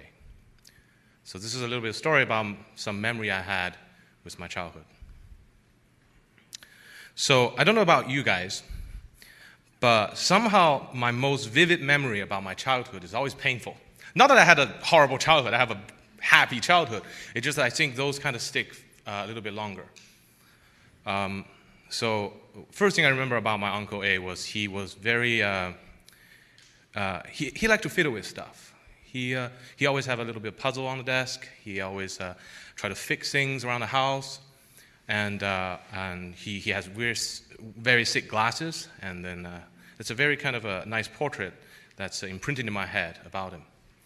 And this story is kind of about that. So the first story about him is it was my first memory of a beach trip. I was about 3-year-old. It's the first time I've ever seen the beach. It was a long ride, and we got to the beach. It was my family, Uncle A's family, it's the whole gang. It's the first time, some people already heard the story, by the way. I was on the beach, I was a 3-year-old, mind me, and first time I look out into the ocean, okay, and I was just overwhelmed, you know. I was looking at the vast body of water and endless towards the horizon. and the crest of the waves, the breeze of the wind, I just feel so small. I don't know how that sock popped into a 3-year-old, but I just felt so insignificant. And as a result, I feel like a whole weight of pressure being lifted on my shoulder as a 3-year-old. I don't know how much pressure I was on at that moment. So the only thing I wanted to do at that moment was just to let go. I don't know what I was letting go of. But I just extended my arm and decided to fall flat back onto the beach. So you see, that's a very sort of relaxing moment. Little beknownst to me, right behind me was a sea of cactus plant. So I fall butt first into a cactus plant. And I wasn't screaming because I feel like it might be poisonous, I don't know, but my butt wasn't feeling anything. So that was the most embarrassing moment of my childhood. Basically, my parents and my Uncle A and then his wife spent the entire afternoon picking needles out of my ass. But my Uncle A was the one literally doing it with a tiny little tweezer because he has the steadiest hand and whatnot. I don't know. He was doing it, and he was very concerned. So the entire afternoon he was doing that. And everybody, 4 adults, looking at it. So that was my first memory of him. That was fun. My second memory of him, or the second aspect I remember of Uncle A, is he was very wise. And he was a scholarly figure that he always read. He always read the news earlier than everybody else, back when there wasn't even any internet. And then he always had this progressive ideas that I don't know where it come from in a modern city in China. So I remember one day, my dad learned how to do authentic Armenian barbecue from real Armenians who live in Siberia. And my dad was a big fan of it, and it was quickly become very popular in the household. So we always host this Armenian barbecue at my dad's company, always in the parking lot. It was a kind of a whole party thing. So if you have never tried Armenian barbecue before, it's a very heavily pork-based kind of a dish. I remember one Sunday afternoon, we were having this barbecue with every single employee in my dad's company. My dad and Uncle A was grilling on the grill, and Uncle A has a very rebellious son. At that time, it's just about hitting puberty. So he's at his full righteous kind of moments where he thinks he knows everything, and whatever he thinks is right. And one of the employees at a company is actually a Muslim. So he was waiting for the first round of barbecue where the pork was cooked so that it's empty so he can cook some other type of meat where he can actually eat. So he was smoking a cigarette by the parking lot waiting for his turn. Uncle A's son was very pissed at that. He thinks, why can't you enjoy other people's work, just like the rest of us did? So he grabbed a plate full of pork and walked straight up to him and said this. He said, would it kill you if you tried pork?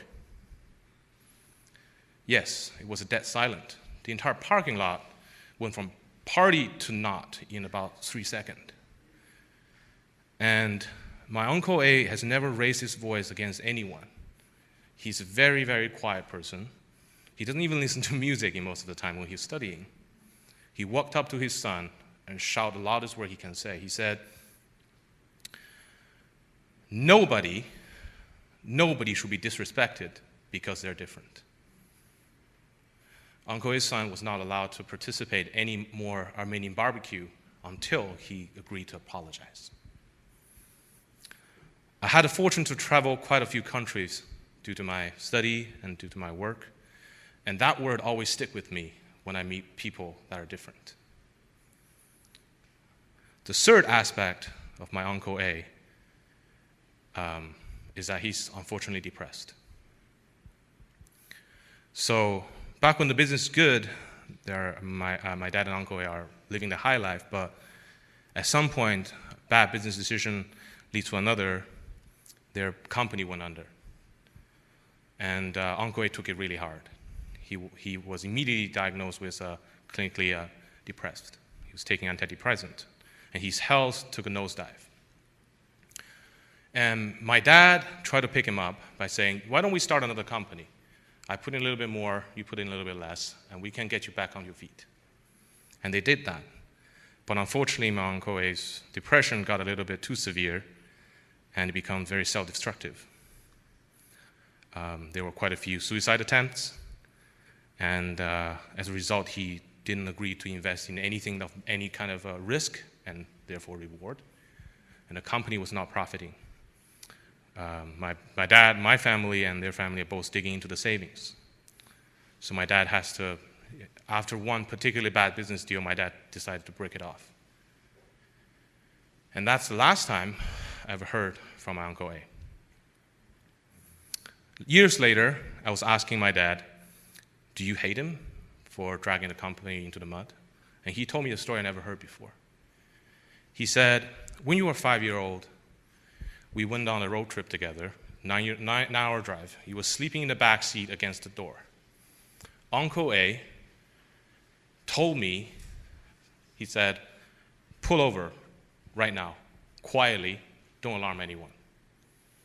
It turns out the door I was leaning against is not locked. He grabbed me a split second before I fall off a car running 100 miles an hour. That's the emotional and physical scar I remember about Uncle A. And my dad never resented him because he literally saved his son and made me who I am. Thank you.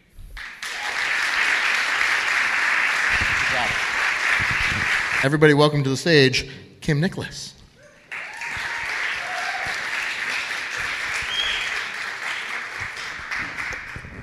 Well, I'm only about half as nervous as I was when I got here, because only half of you are here.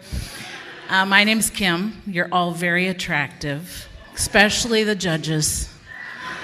No. So, picture 1981, which was a long time ago for me. I was 15 years old. Let's see, Lady Diana was about to get married to Prince Charles. That went well. The DeLorean came out. That went well. What else? The Poles were fighting for their freedom, right? And Ronnie Reagan was voted in as president. You know, he was an actor. I mean, like, who in the hell would vote a celebrity into office? I don't know.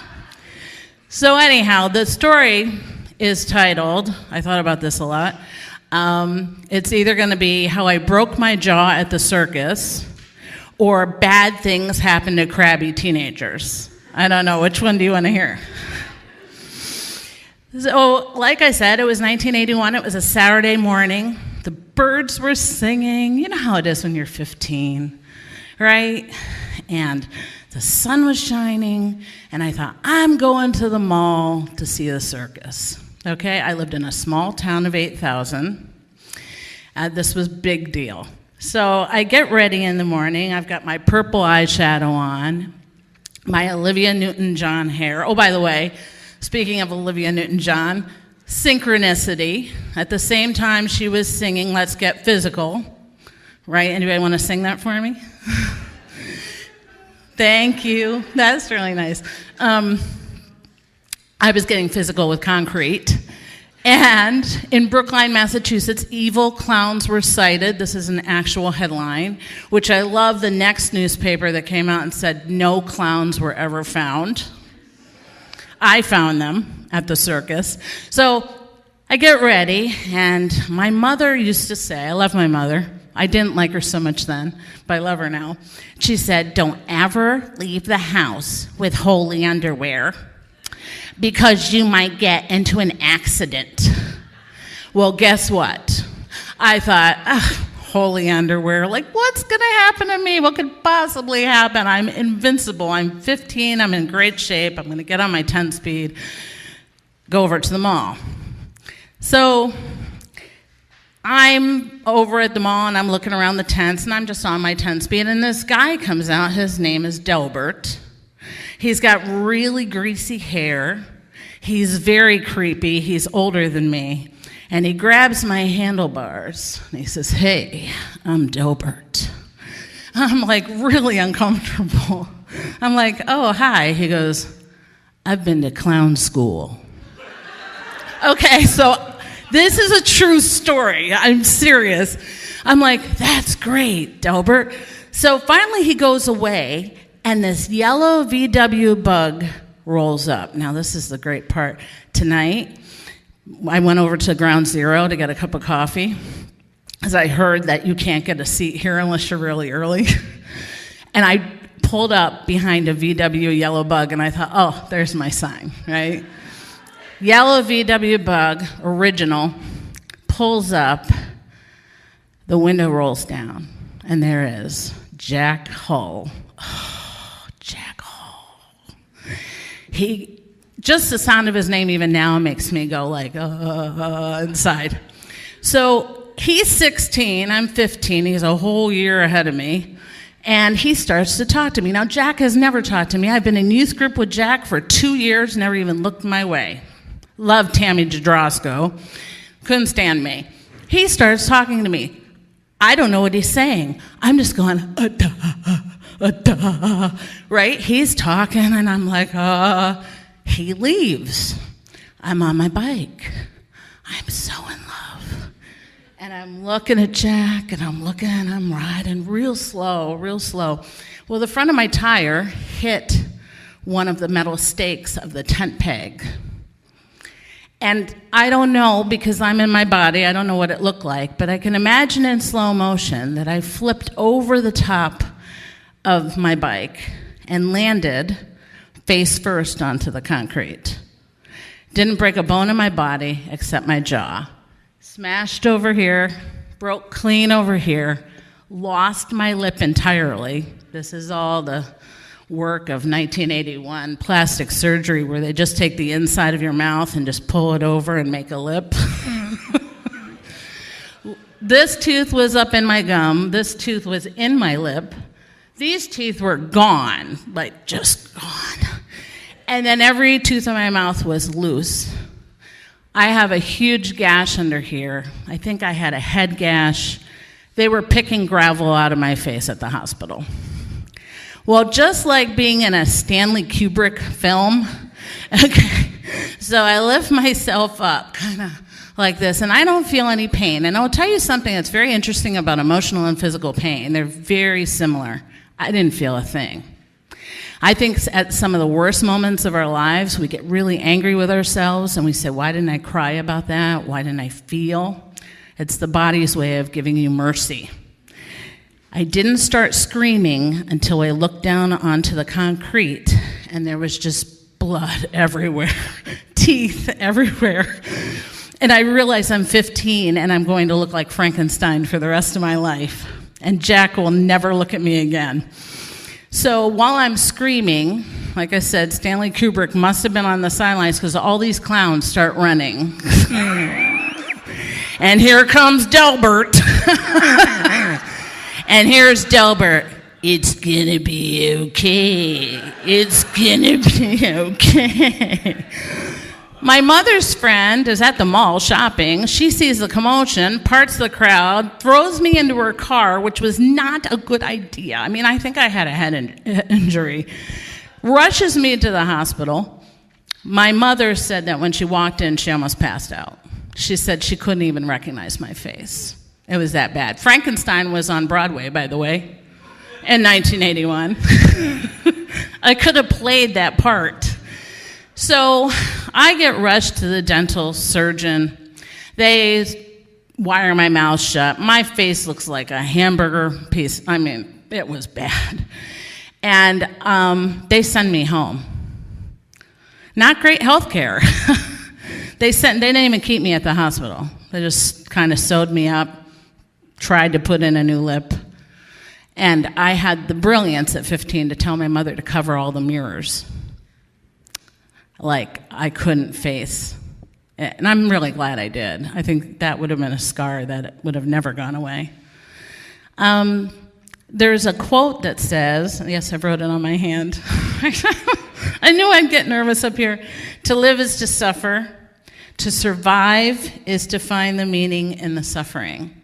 But to find the meaning in the suffering is freedom.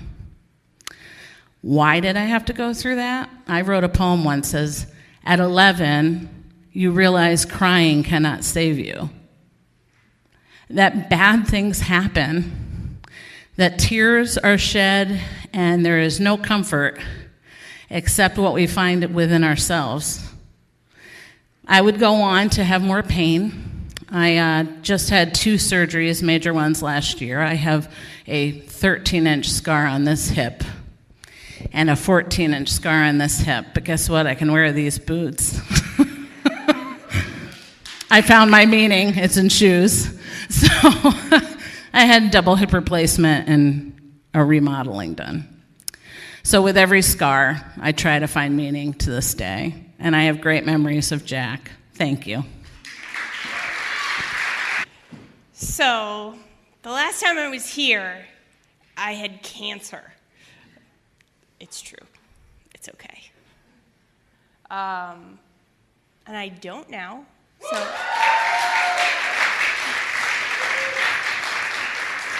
that's good. I kind of thought, like, this is my second Story Slam participation time.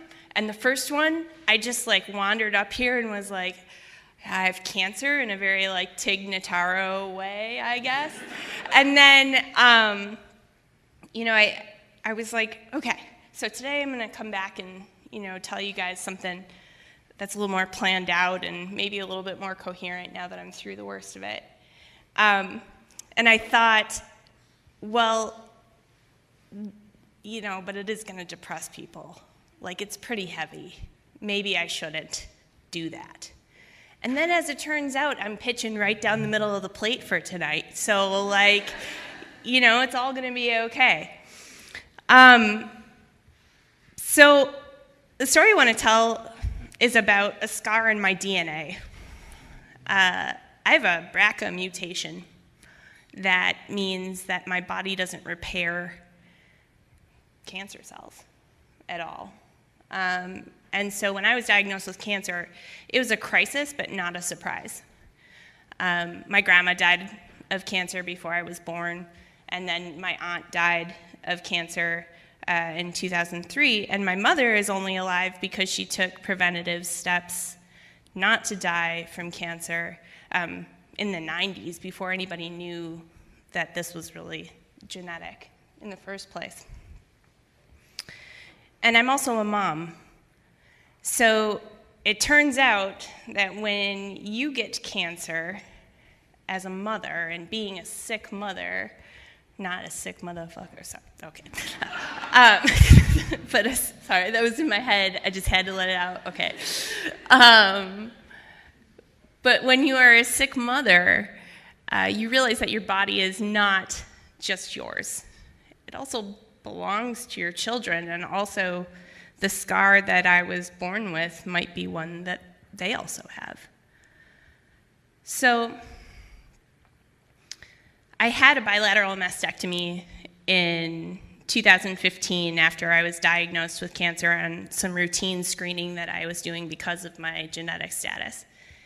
And the question that is running through your mind, let me just answer that to you, yes, they are.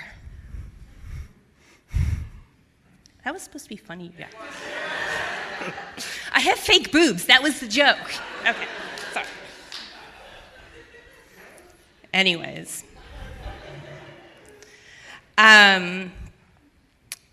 So, it's hard to recover from that. That's my husband.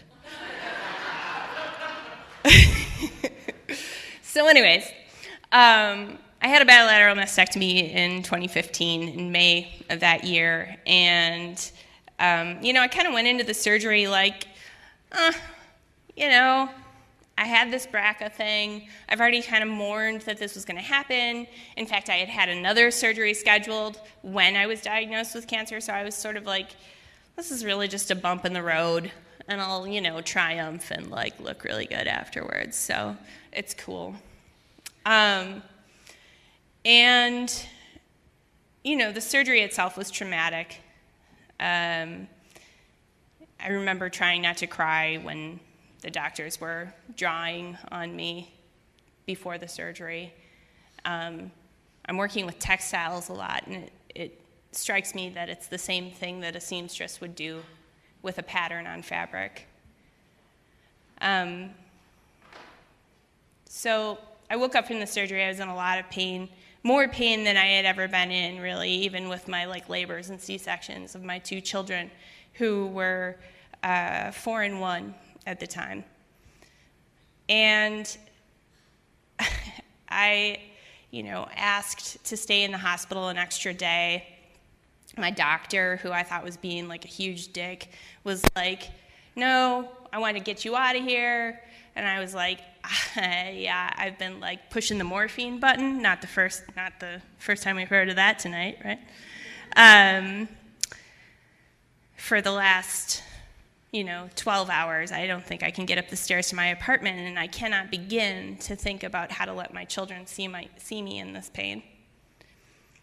And she, eventually let me stay. But now I know that she was trying to get me out of the hospital because that's where post-op infections live. So, as it turned out, this whole cancer thing was not a bump in the road. They found more while I was during my mastectomy, and it meant that I had to have chemotherapy. So in my first round of chemo, I also had a post-op infection, which meant that I didn't have any way to fight that at all. So I got really sick. I was in the hospital for 2 weeks before they decided that they were going to take the tissue expander out of my chest that was causing the infection. And I would undergo many more reconstructive surgeries to gain this physique that you see here.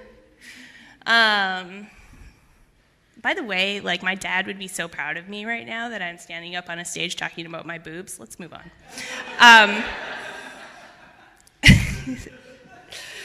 In any case, and I had to have another surgery later in that year. I had a hysterectomy to remove my ovaries and uterus because that's the best way to prevent yourself from getting breast cancer again. And so after having all of that, I was sort of, I was mangled, essentially, in the course of 6 months. And I had to find a way to show my children that my body was still the body of their mother. And it was so hard. All I wanted to do was find a sweatshirt and put it on and not come out of it ever. Just the biggest, grossest, coyote sweatshirt. But I have a daughter, and I also have a son. And I needed them to see that the definition of my womanhood and who I am was not fully contained in the body parts that define me as female. Because I want them to view other people like that.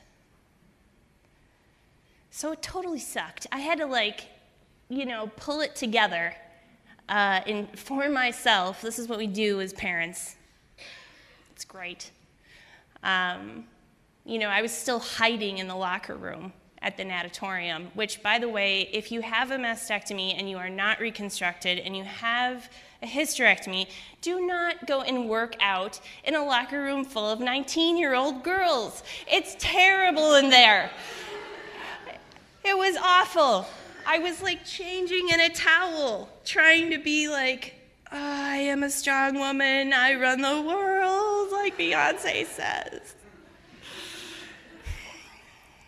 So, in any case, when I think about my scars, which are all over my body at this point, I've had 7 surgeries. I've moved body parts around a lot.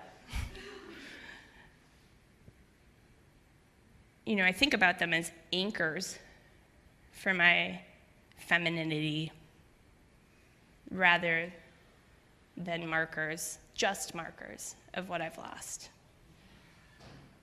And I think that that's kind of the moral, right? Like everybody, there's a reason why there's 17 people who want to tell a story tonight, right? It's because the scars really end up being this place where it's both the complexity of our humanity is there. We survive, and we lost things. And we just keep going, which is the happiest ending that I get to offer you. Thank you.